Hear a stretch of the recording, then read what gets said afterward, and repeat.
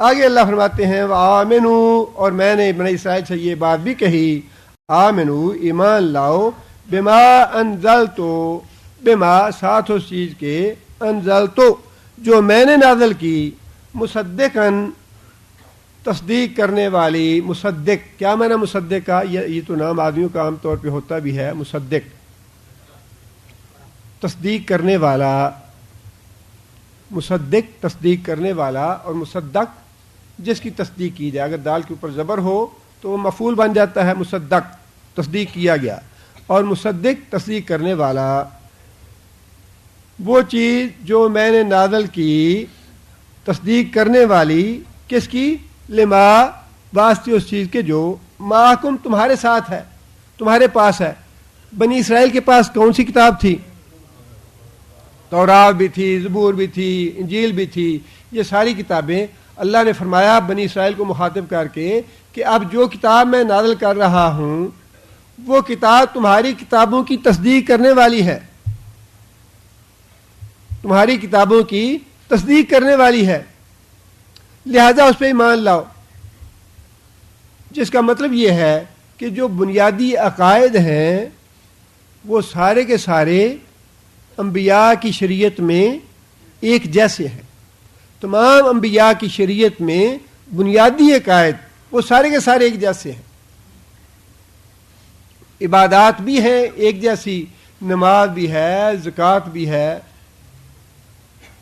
لیکن احکام میں کچھ نہ کچھ فرق ہے، بنیادی عقائد جو ہیں وہ سارے وہی ہیں۔ اس لیے اللہ نے فرمایا کہ جو میں نازل کر رہا ہوں محمد صلی اللہ علیہ وسلم پہ تعلیم، وہ تعلیم اسی تعلیم کی تصدیق کر رہی ہے جو پہلے سے تمہارے پاس موجود ہے۔ دیکھیے کتنے اللہ تعالیٰ نے دلائل کے ساتھ اور اچھے طریقے سے باز ذہن نشین کرنے کی کوشش کروائی ہے یہودیوں اور عیسائیوں کو۔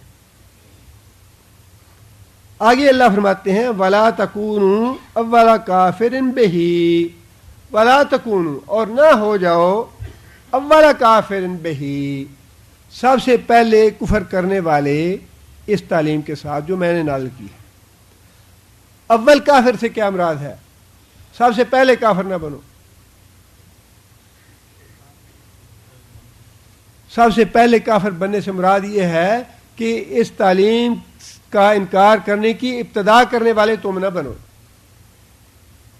اس لیے کہ جو تمہارے بعد آئیں گے تمہیں دیکھ کے کافر بنیں گے، وہ دوسرے درجے کے کافر ہوں گے، پھر تیسرے درجے کے، پھر چوتھے درجے کے، اور جتنے بھی لوگ تمہیں دیکھ کے کافر بنیں گے، تمہاری وجہ سے کافر بنیں گے، ان سب کا گناہ تمہارے سر ہوگا۔ لہذا کفر کرنے میں ابتدا تم نہ کرو، تم جانتے ہو نبی صلی اللہ علیہ وسلم کو، سلسلہ نبوت سے تم واقف ہو، کتابوں سے واقف ہو، فرشتوں سے، جنت سے، دوزخ سے تم واقف ہو پہلے سے۔ یعرفونہ کما یعرفون ابناءہم، اللہ نے فرمایا یہ یہودی اور عیسائی جو ہیں محمد صلی اللہ علیہ وسلم کو اس طرح پہچانتے ہیں جس طرح اپنے بیٹوں کو پہچانتے ہیں، اپنی اولادوں کو پہچانتے ہیں، اس طرح پہچانتے ہیں۔ یہ نبی صلی اللہ علیہ وسلم نے ہرقل کو خط لکھا، اور ہرقل جو ہے بڑی واضح طور پہ بخاری شریف میں بڑی تفصیل سے واقعہ ہے، اس نے بڑے علماء سے بھی اور ادھر ادھر سے بھی تصدیق کروائی کہ یہ جو خاتم میرے پاس آیا ہے یہ واقعی محمد صلی اللہ علیہ وسلم سچے نبی ہیں، اور یہ بات پایا ثبوت تک پہنچ گئی، اور اس نے اس بات کا اس کو یقین بھی ہو گیا کہ محمد صلی اللہ علیہ وسلم واقعی اللہ کے رسول ہیں، اور اس نے ارادہ بھی کر لیا کہ میں ایمان لے آتا ہوں، لیکن اپنی قوم کا رد عمل دیکھنے کے لیے بالکونی میں کھڑے ہو کے اس نے یہ بات کہی کہ یہ میں نے خط جو ہے اس کی پوری تصدیق کی ہے یا تحقیق کی ہے، یہ سچا خط ہے، اور یہ محمد صلی اللہ علیہ وسلم اللہ کے واقعی سچے نبی ہیں۔ اتنی بات کہنی تھی کہ ساری قوم جو ہے اسے شور ڈالنا شروع کر دیا، اس کے خلاف نعرے لگانے شروع کر دیے، اور پھر ہرقل نے رسک لینا گوارا نہیں کیا۔ یہیں پہ انسان کا امتحان ہے کہ انسان جو ہے جاننے کے بعد اور دین کو دیکھنے کے بعد کون سا راستہ اختیار کرتا ہے، دنیاوی مفاد کو محبوب رکھتا ہے یا پھر دنیاوی مفاد کو قربان کرتا ہے۔ یہی راستہ ہے جہاں پہ اللہ فیصلہ فرماتے ہیں۔ جب اس نے دیکھا کہ میری قوم جو ہے یہ تو میری مخالف اور دشمن ہو گئی ہے اور میری حکومت چلی جائے گی، تو کہنے لگا کہ میں نے تو تمہارا رد عمل دیکھنے کے لیے کیا تھا، میں مسلمان نہیں ہو رہا.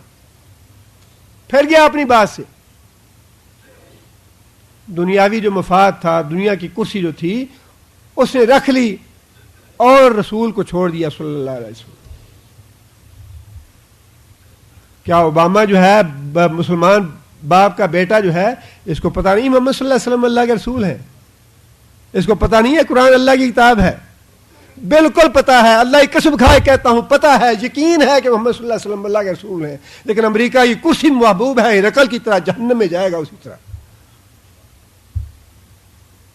اللہ نے کہہ دیا ہے کہ یہ اپنے محمد صلی اللہ علیہ وسلم کو اپنی اولادوں کی طرح پہچانتے ہیں، جانتے ہیں سب کچھ کہ محمد صلی اللہ علیہ وسلم اللہ کے سچے رسول ہیں، اور یہ اسی سلسلے کے ساتھ تعلق رکھتے ہیں جس سلسلے کے ساتھ موسیٰ اور عیسیٰ تعلق رکھتے ہیں.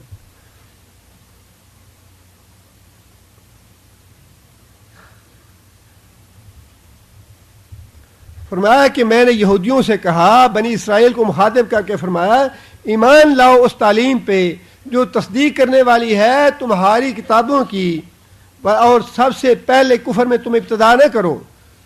تم اہل کتاب ہو اور تمہیں یہ بات زیب نہیں دیتی، تمہاری شان کے لائق نہیں کہ تم رسول اللہ صلی اللہ علیہ وسلم کا انکار کر دو. تم جانتے ہو انہیں، تم پہچانتے ہو انہیں، تم سلسلہ رسالے سے واقف ہو. وَلَا تَشْتَرُوا بِآيَاتِي ثَمَنًا قَلِيلًا وَإِيَّايَ فَاتَّقُونِ. وَلَا تَشْتَرُوا، اور نہ بیچو، بِآيَاتِي میری آیتوں کو، ثَمَنًا قَلِيلًا نہ خریدو میری آیتوں سے دنیا کا مال. کیا مطلب ہے اس کا؟ دو باتیں ہیں. ایک بات تو یہ ہے کہ اللہ تعالیٰ کی آیات کو توڑ موڑ کے اس کے بدلے میں دنیا کا مال حاصل کرنا، یہ تو قطعی طور پہ سارے علماء امت کے نزدیک حرام ہے، جبکہ کچھ لوگ کرتے ہیں. اب یہ جتنے بھی فتوے شرک کے بارے میں اور جتنے بھی دلائل، ابھی پچھلے ہفتے ایک ہمارے بھائی لائے ہوئے تھے قرآن مجید کہ اس میں یہ بھی ثابت کیا ہوا ہے، یہ شرک ثابت کیا ہوا ہے، یہ بدعت ثابت کی، یہ چیز ثابت ہوتی ہے قرآن سے، یہ ثابت ہے، یہ ثابت ہے، یہ ثابت ہے. اب یہ ساری جتنی بھی توڑ موڑ کے باتیں کی جاتی ہیں اور اس سے دنیا کا مفاد حاصل کیا جاتا ہے.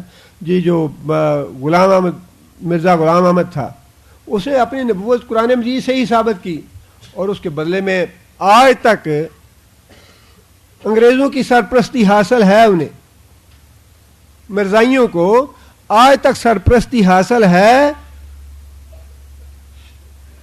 اس اتحاد کے بدلے میں جو انہوں نے ان کے باپ دادا نے کیا کہ جہاد انگریزوں کے خلاف حرام ہے. واضح طور پہ فتویٰ تھا غلام احمد کا کہ انگریزوں کے خلاف جہاد کرنا حرام ہے، اور آج بھی بڑے لوگوں نے فتوے دیے ہوئے ہیں. لیکن وہی بات ہے کہ اللہ نے فرمایا کہ میری آیتوں کو توڑ موڑ کے ان کے بدلے میں دنیا کا مال نہ کھاؤ. یہود کا یہ طریقہ کار تھا. اور دوسری بات یہ ہے کہ ایک تو یہ تو بہت بڑا جرم ہے. دوسری بات یہاں پہ مفسرین نے یہ بھی واضح کی ہے کہ اگر ایک آدمی واقعی قرآن مجید پڑھاتا ہے، صحیح تعلیم دیتا ہے، ٹھیک اللہ کا پیغام پہنچاتا ہے قرآن کے ذریعے، تو کیا وہ بھی اس کے بدلے میں دنیا کا مال نہ لے؟ اس کے بارے میں مختلف حدیثیں ہیں، اور ایک حدیث تو یہ ہے کہ حضرت کعب بن مالک کہتے ہیں میں نے ایک آدمی کو قرآن مجید پڑھنا سکھایا، اصحاب صفہ میں سے تھے، اور جب میں نے اس کو قرآن پڑھنا سکھا دیا تو اس نے مجھے ہدیے کے طور پہ ایک کمان دی. میں نے کہا کہ یہ کمان تو بڑے استعمال کی چیز ہے، جہاد میں کام آئے گی، لہذا میں نے اس سے لے لیا. لیکن میں نے نبی صلی اللہ علیہ وسلم سے جا کے پوچھا. اب یہ دیکھیے، یہ تھی صحابہ کی خوبی، چھوٹا سا کام بھی اپنی مرضی سے نہیں کرنا، بلکہ چھوٹی سی بات بھی ہے تو اس کو نبی صلی اللہ علیہ وسلم کے پاس لے جا کے اس کی تصدیق کرنی ہے، اس کا اطمینان کرنا ہے کہ یا رسول اللہ اس کی اجازت ہے یا نہیں. اجازت ہے شریعت میں تو کروں، اگر اجازت نہیں ہے تو نہیں کرتا. نبی صلی اللہ علیہ وسلم کی خدمت میں گئے, نبی صلی اللہ علیہ وسلم سے پوچھا یا رسول اللہ یہ مجھے ہدیے کے طور پہ ملی ہے. نبی صلی اللہ علیہ وسلم نے فرمایا کہ اگر تم یہ پسند کرتے ہو قیامت کے دن تمہارے گردن میں آگ کا توق پہنایا جائے تو لے لو. صحابی نے فوراً چھوڑ دی وہ. اب دوسری حدیث اس کے مقابلے میں یہ ہے کہ صحابی جو تھے انہوں نے سورہ فاتحہ پڑھ کے دم کیا اور اس کے پیسے لیے اس وقت, لیکن پیسے لینے کے بعد جا کے نبی صلی اللہ علیہ وسلم سے پوچھا تو نبی صلی اللہ علیہ وسلم نے اجازت دی اس کی. دونوں طرح کی احادیث ہیں, ان سے علماء نے نتیجہ یہ اخذ کیا ہے کہ اگر تو کوئی آدمی پیشہ بنا لے قرآن پڑھ کے پیسہ کمانے کا تو وہ بالکل حرام ہے. قرآن پڑھ کے دنیا کمانے کا پیشہ بنا لے تو وہ حرام ہے, لیکن اگر انسان اس کو پیشہ نہ بنائے, جو کوئی خدمت کر دے یا تمنا نہ کرے, ہوس نہ کرے, لالچ نہ کرے. بچے کو قرآن پڑھایا ہے, اب جتنا کوئی دے دیتا ہے انسان اس پہ راضی ہو قناعت کرے کہ ٹھیک ہے اللہ کے دین کے لیے یا اللہ کی رضا کے لیے میں نے کام کیا ہے. اب کوئی اس کی خدمت جتنی بھی کر دیتا ہے اس پہ راضی ہو جائے. یہ دونوں طریقے ہیں. اور پھر جو افضل یا انبیاء کی سنت ہے وہ تو یہ ہے کہ ان اجریہ الا علی رب العالمین, کہ انسان دعوت دے اور اپنے ہاتھ سے کمائی کرے, محنت کرے, مزدوری کرے. انبیاء جو تھے ایسے نہیں تھا کھاتے پیتے نہیں تھے, یا گھر بار نہیں تھا, یا بال بچے نہیں تھے. بال بچے بھی تھے, گھر بار بھی تھا, پیٹ بھی تھا, کھاتے تھے پیتے تھے, اپنے ہاتھوں سے محنت مزدوری کرتے تھے. اور یہ سب سے افضل درجہ ہے کہ انسان اپنے ہاتھ سے محنت مزدوری کرے, خود کمائے دنیا, اور اس کے بعد پھر انسان اللہ کے دین کی خدمت اللہ کی رضا کے لیے خالص فی سبیل اللہ کرے. یہ تو سب سے اولا درجہ ہے. اور اس کی کم پہ پھر رخصت ہے کہ جو صحیح دین کی خدمت کر رہا ہے اور دن رات اس کام میں لگا ہے وہ اللہ کی رضا کے لیے کچھ اس کا معاوضہ لے لیتا ہے تو رخصت ہے اس کی. لیکن جو اس کو ایک پیشہ بنا لے اور ہوس جو ہے وہ اس کی ہو, اتنا ملے اور بھی اکٹھا کرو, اکٹھا کرنے کی ہوس ہو اس کے ذریعے, تو وہ ممنوع ہے, وہ حرام ہے, اس کو علماء نے اس کی اجازت نہیں دی. آگے اللہ فرماتے ہیں فَإِيَّايَ فَاتَّقُونَ, اور مجھے سے ڈرو. وَلَا تَلْبِسُوا الْحَقَّ لا تلبسوا, کون سا فعل ہے؟ نہی ہے, یہ ممانعت ہے. تلبسوا مادہ کیا ہے؟ لام باسین. لباس کا معنی چھپانا کسی چیز کو. لباس انسان پہنتا ہے تو اپنے بدن کو چھپاتا ہے اس سے. لباس کا معنی چھپانے والی چیز. لا تلبسوا, نہ چھپاؤ, الحق کا حق کو بالباطل, باطل کے ساتھ. باطل کا غلاف چڑھا کے حق کے اوپر, تو حق کو چھپاؤ مت. اب بات وہی ہے, اللہ تعالیٰ معاف کرے, ہر ایک کی نیت کا معاملہ ہے. جمال محمدی دروس بخاری کے آئینے میں, جمال محمدی دروس بخاری کے آئینے میں, اور اندر سارا شرک بھرا ہے. کتاب کا ٹائٹل یہ ہے کہ دروس بخاری کے آئینے, بخاری شریف جو ہے اس میں شرک کہاں سے آ گیا؟ کیا بخاری شرک کی تعلیم دیتی ہے؟ یہ ہے کہ جو بات کہنی ہے وہ سیدھے طریقے سے کہو کہ ہمارا عقیدہ یہ ہے. بخاری کو ڈھال کیوں بناتے ہو؟ قرآن کو ڈھال کیوں بناتے ہو؟ نہ قرآن شرک سکھاتا ہے, نہ بخاری شریف شرک سکھاتی ہے. اور نبی صلی اللہ علیہ وسلم کے زمانے میں یہ واقعہ ہوا بھی, جو آگے اللہ نے فرمایا وَتَكْتُمُ الْحَقَّ وَأَنْتُمْ تَعْلَمُونَ, اور حق کو مت چھپاؤ اور تم جانتے بوجھتے ہو. حق کو باطل کے ساتھ گڑبڑ بھی نہ کرو. کوئی مسئلہ پوچھے تو دو ٹوک بتاؤ, ایسا نہ ہو کہ مسئلہ پوچھنے والے کو مغالطے میں ڈال دو.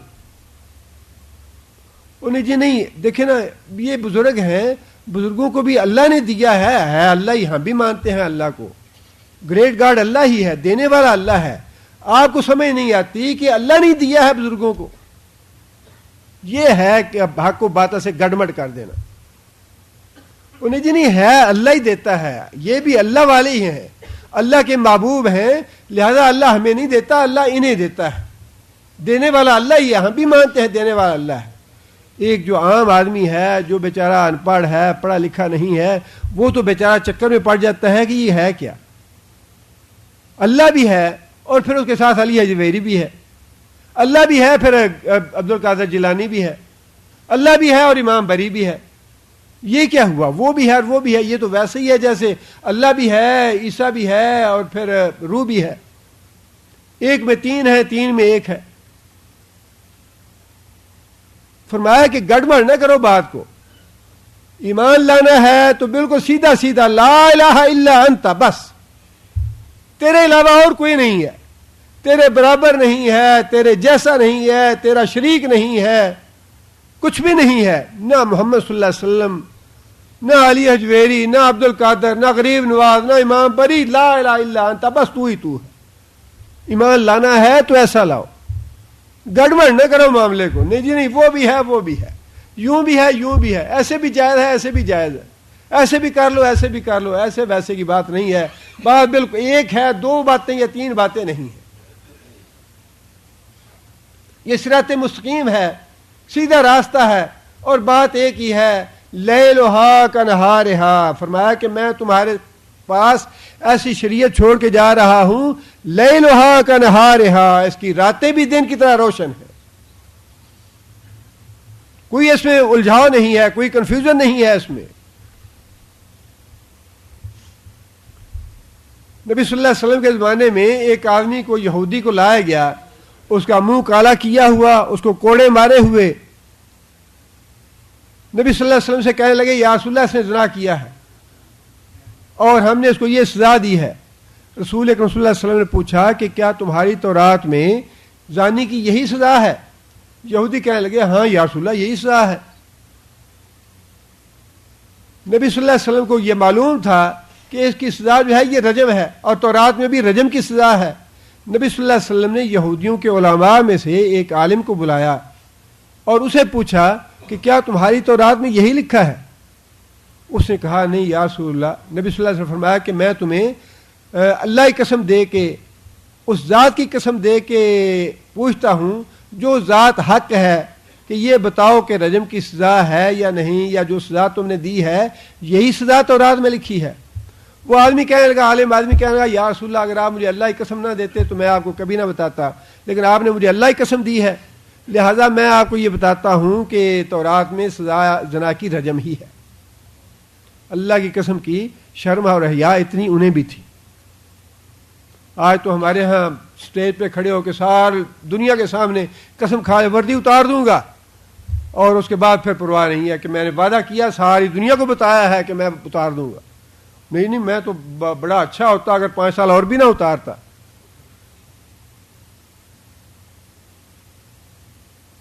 اور کتنے قسم کھا, کتنے جھوٹ بولتے ہیں قسمیں کھا کھا کے لوگوں کے سامنے, اور بالکل پرواہ نہیں ہے. یہودیوں اور عیسائیوں سے بھی گئے گزرے ہیں, بالکل دین اور ایمان کی رمق تک باقی نہیں رہ گئی.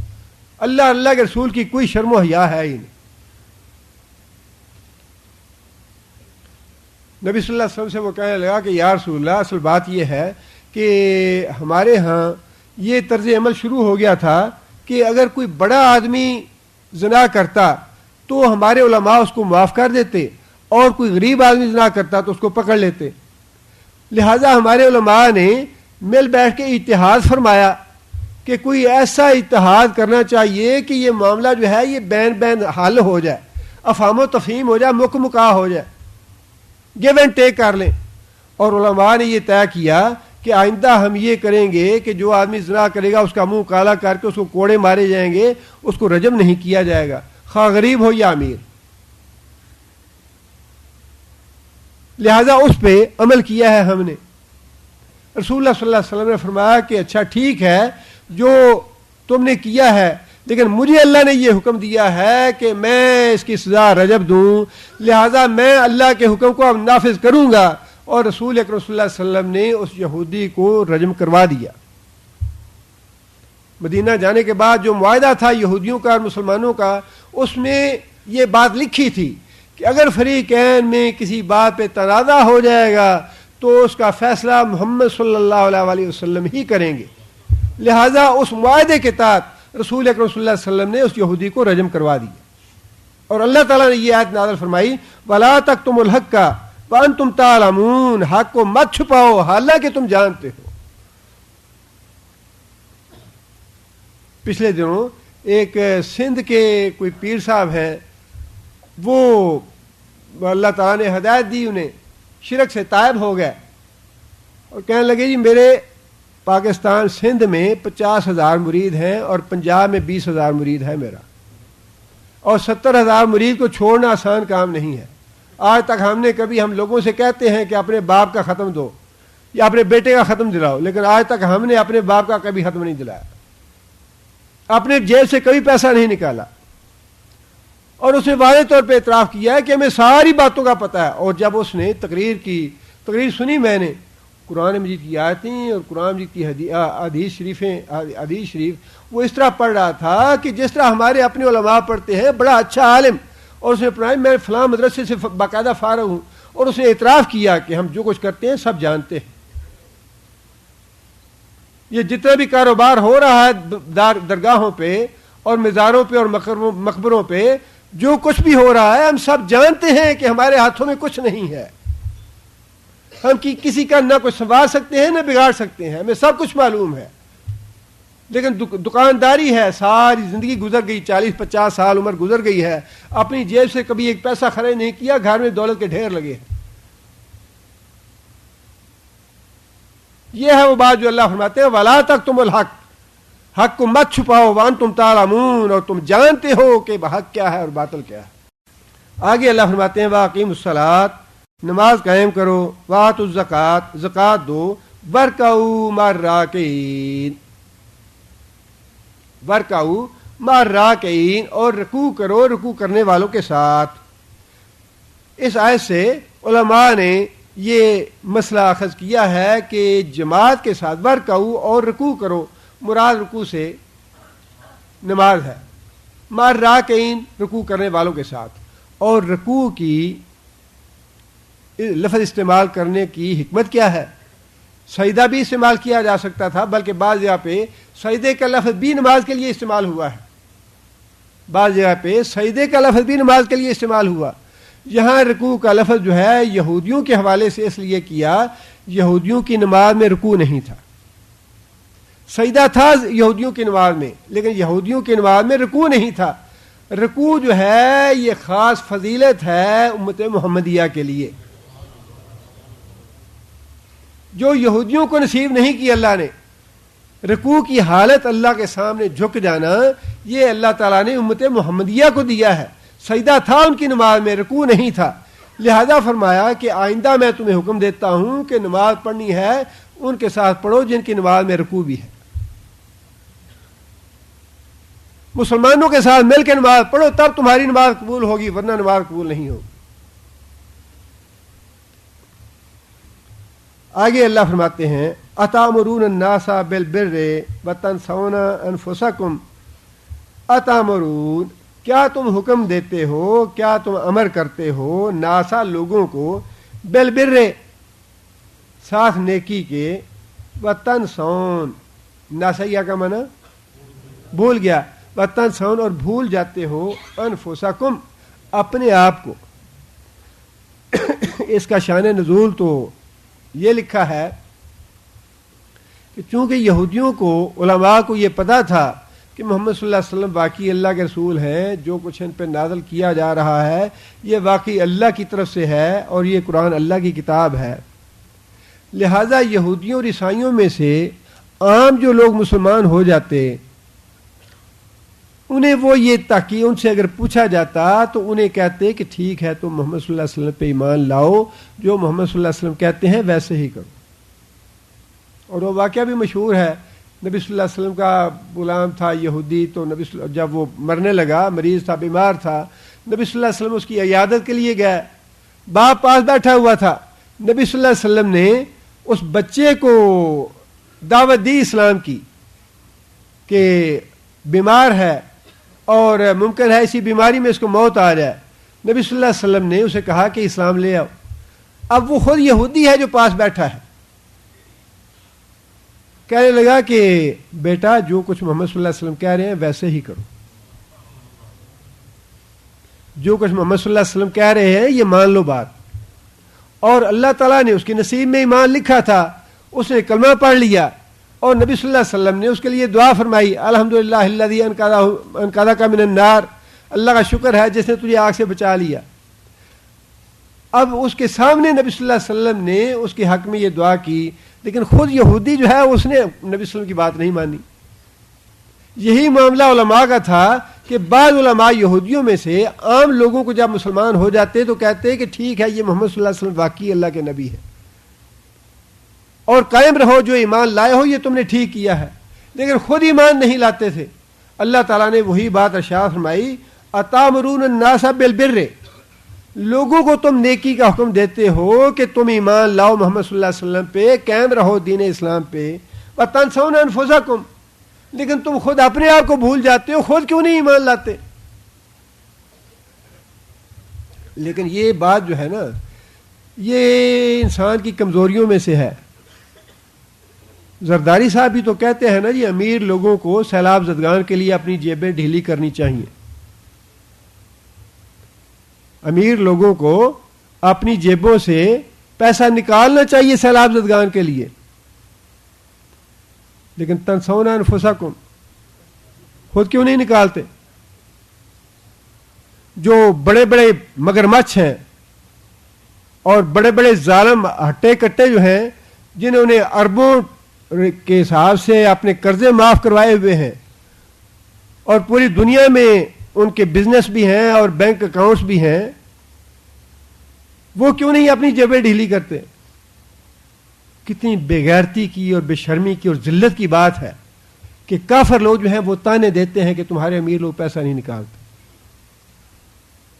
دنیا کے سامنے تم بھیک مانگتے ہو, سوال کرتے ہو کہ ہمیں سیلاب زدگان کے لیے مدد چاہیے, اور تمہارے اپنے مالدار لوگ جو ہیں وہ دھیلا دینے کے لیے تیار نہیں ہیں. کتنی ذلت اور بے غیرتی کی بات. اور ایسے ہوتا نہیں ہے. دنیا کیوں نہیں دیتی؟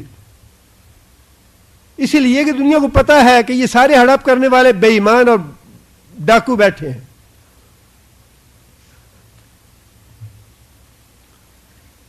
دین کے معاملے میں بھی اور دنیا کے معاملے دونوں جگہ معاملہ ایک جیسا ہی ہے. نبی صلی اللہ علیہ وسلم نے فرمایا قیامت معراج کے موقع پہ میں نے جہنم بھی دیکھی جنت بھی دیکھی. جہنم میں میں نے کچھ لوگ ایسے دیکھے جن کے ہونٹ کینچی سے کاٹے جا رہے تھے. کینچی سے ہونٹ کاٹے جاتے اور ایک طرف سے کاٹتا فرشتہ تو دوسری طرف کا کاٹنے لگتا تو پہلا ہونٹ سلامت ہو جاتا, سالم ہو جاتا, اور پھر وہ کاٹتا, پھر دوسری طرف کا دیکھتا تو وہ سالم ہو جاتا, پھر اس کو کاٹتا, باری باری مسلسل وہ کاٹ رہا ہے. نبی صلی اللہ علیہ وسلم نے حضرت جبرائیل سے پوچھا کہ یہ کون ظالم لوگ ہیں, یہ کون کن کو سزا مل رہی ہے؟ فرمایا یہ وہ آپ کی امت کے علماء ہیں جو دوسروں کو تو نیکی کی نصیحت کرتے ہیں, امر بالمعروف اور نہی عن المنکر کرتے ہیں, خود عمل نہیں کرتے اس پہ.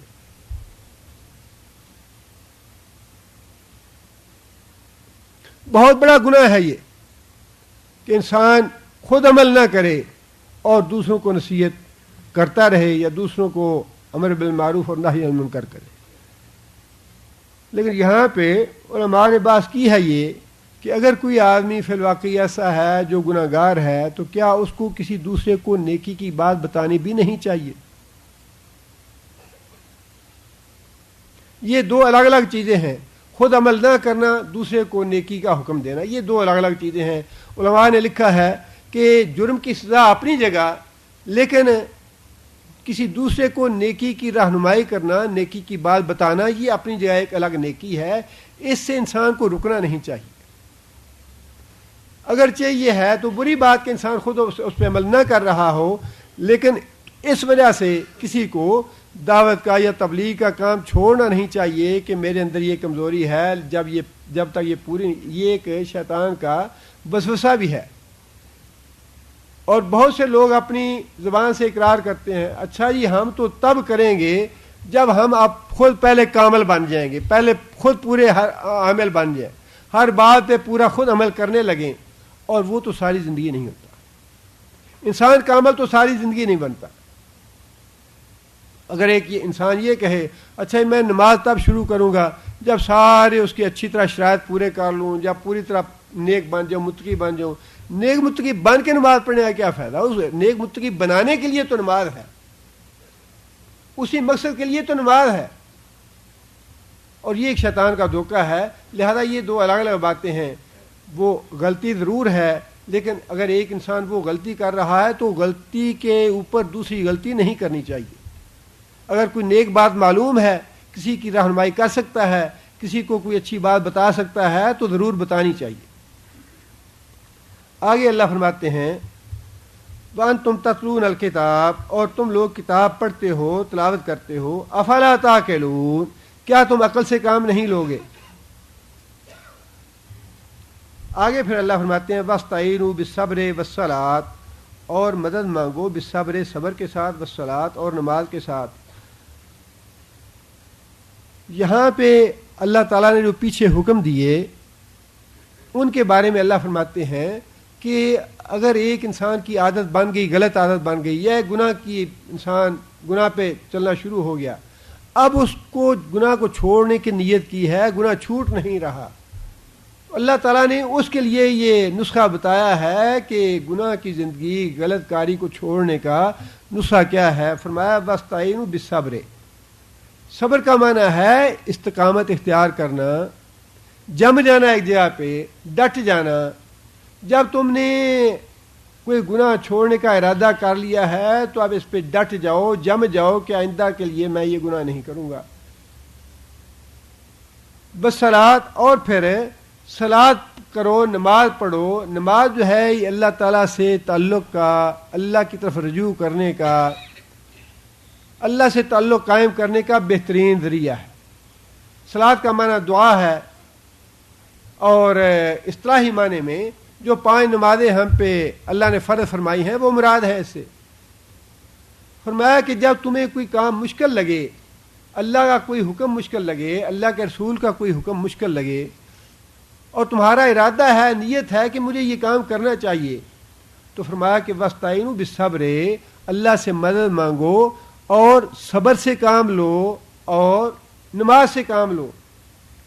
آپ اپنے گھر میں اصلاح کرنا چاہتے ہیں، بچے ہیں، بیوی ہے، اب فرمایا کہ آپ کو شعور آ گیا کہ بیوی بچے یہ کام غلط کر رہے ہیں، گھر میں ٹی وی ہے، بے پردگی ہے، یا غلط کام ہو رہے ہیں، آپ گھر کی اصلاح کرنا چاہتے ہیں، گھر میں تبدیلی لانا چاہتے ہیں۔ اب یہ تبدیلی لانے کا کام جو ہے یہ بڑا مشکل کام ہے، بہت مشکل کام ہے۔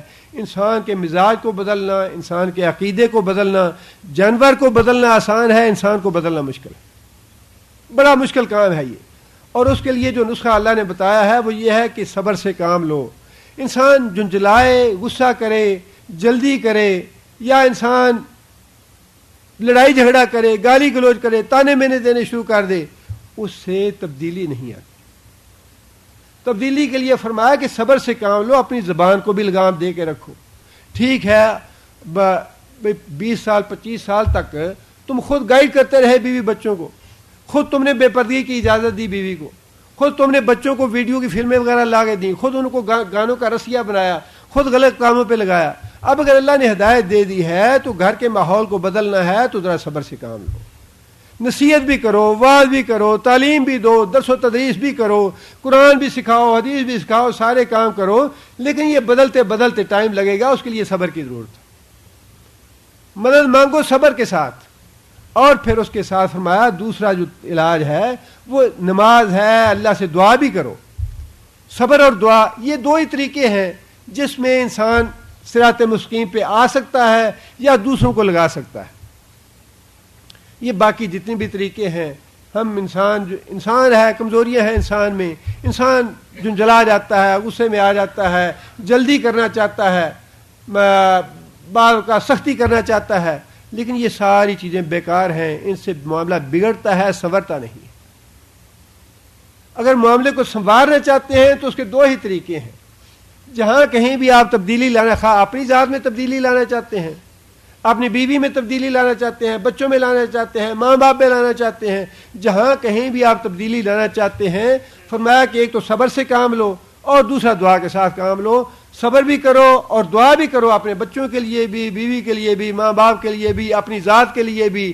یہ دو باتیں اللہ نے بڑی بنیادی باتیں بتائی ہیں کہ جہاں کہیں تمہیں دین کا مسئلہ کوئی مشکل نظر آئے، دین پہ عمل کرنا تھوڑا سا طبیعت پہ ناگوار گزرے، یا کوئی مشکل تمہیں نظر آ جائے، تو اس کے لیے نسخہ یہ ہے کہ صبر سے بھی کام لو اور اللہ سے دعا بھی کرو، علاج بھی کرو اور صبر کرو اس پہ، اور پھر اللہ سے دعا بھی کرو۔ آگے اللہ فرماتے ہیں وَإِنَّهَا لَكَبِيرَةٌ إِلَّا عَلَى الْخَاشِعِينَ، یہ بات اللہ نے نماز کے بارے میں فرمائی ہے۔ إِنَّهَا لَكَبِيرَةٌ، یہ نماز جو ہے یہ ہے بڑی مشکل نماز جو ہے۔ یہ جو بے نمازی ہیں ذرا ان سے پوچھیں، 100 بہانے ہیں۔ اچھا جی کل سے شروع کریں گے، اچھا جی اگلے ہفتے سے شروع کریں گے، کپڑے پاک نہیں رہتے، اچھا جی پہلے یہ سیکھ لیں، پہلے وہ کر لیں، پہلے یہ کر لیں۔ شیطان آنے ہی نہیں دیتا۔ نماز جو ہے بڑی بنیادی چیز ہے، بڑی بنیادی چیز ہے، ایمان کا پیمانہ ہے، یہ میٹر ہے ایمان کا۔ جو آدمی نماز پڑھتا ہے، جیسی نماز پڑھتا ہے، پابندی کے ساتھ، اچھے طریقے کے ساتھ، اتباع سنت کے ساتھ، اچھے وقت پہ آ کے، صف اول میں آ کے، یہ ساری علامتیں ہیں انسان کے ایمان کے قوی ہونے کی۔ بھاگتے بھاگتے اور مختصر سی صرف فرض پڑھ کے مسجد سے بھاگ جانا، اور دماغ جو ہے یا سوچیں جو ہے وہ کہیں اور پہ ہونا، یہ انسان کے ضعف ایمان کی علامت ہے۔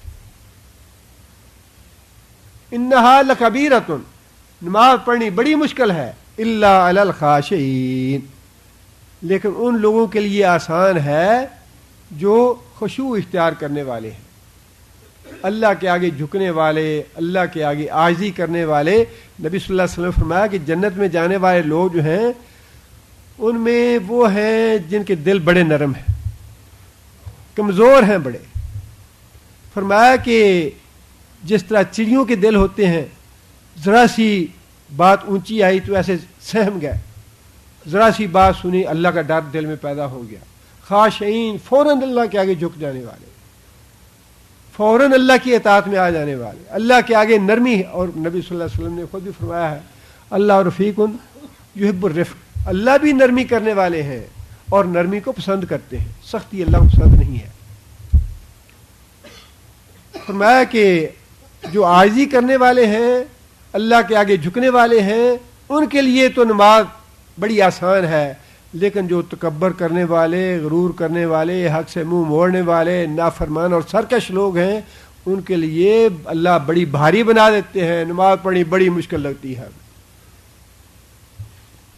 الذین یظنون، اور آگے فرمایا کہ ان لوگوں کے لیے بھی نماز پڑھنی آسان ہے، یظنون، جو گمان کرتے ہیں، انہم، بے شک وہ، ملاقو، ملاقات کرنے والے ہیں۔ ملاقو اسم فاعل ہے، جمع کا صیغہ ہے، ملاقو، ملاقات کرنے والے، ربہم، اپنے رب کے ساتھ، وانہم، اور بے شک وہ، الیہ راجعون، اس کی طرف پلٹنے والے ہیں۔ مطلب یہ ہے کہ جنہیں اللہ کے حضور جواب دہی کا خوف ہے، نرم ہیں، منکسر مزاج ہیں، عاجز ہیں، ان کے لیے نماز آسان ہے، اور ان لوگوں کے لیے جن کا ایمان ہے یہ کہ ہم نے اللہ کو جا کے جواب دینا ہے، اللہ کے حضور جواب دہی ہوگی کہ نماز پڑھی یا نہیں پڑھی۔ سب سے پہلا سوال حقوق اللہ میں سے سب سے پہلا حساب نماز کے بارے میں ہی ہوگا کہ وہ قیامت کے حساب سے ڈرتے ہیں۔ اللہ تعالی ہمیں ان لوگوں میں شامل فرمائے جن کو اللہ تعالیٰ نے حکم دیا ہے کہ ایمان بھی لاؤ اور اللہ کے آگے جھکتے رہو، اللہ کے آگے عاجزی اختیار کرنے والے بنو، اور قیامت کے دن اللہ سے ملاقات کا ایمان بھی ہو۔ سبحان ربک رب العزت عما یصفون وسلام علی المرسلین والحمد للہ۔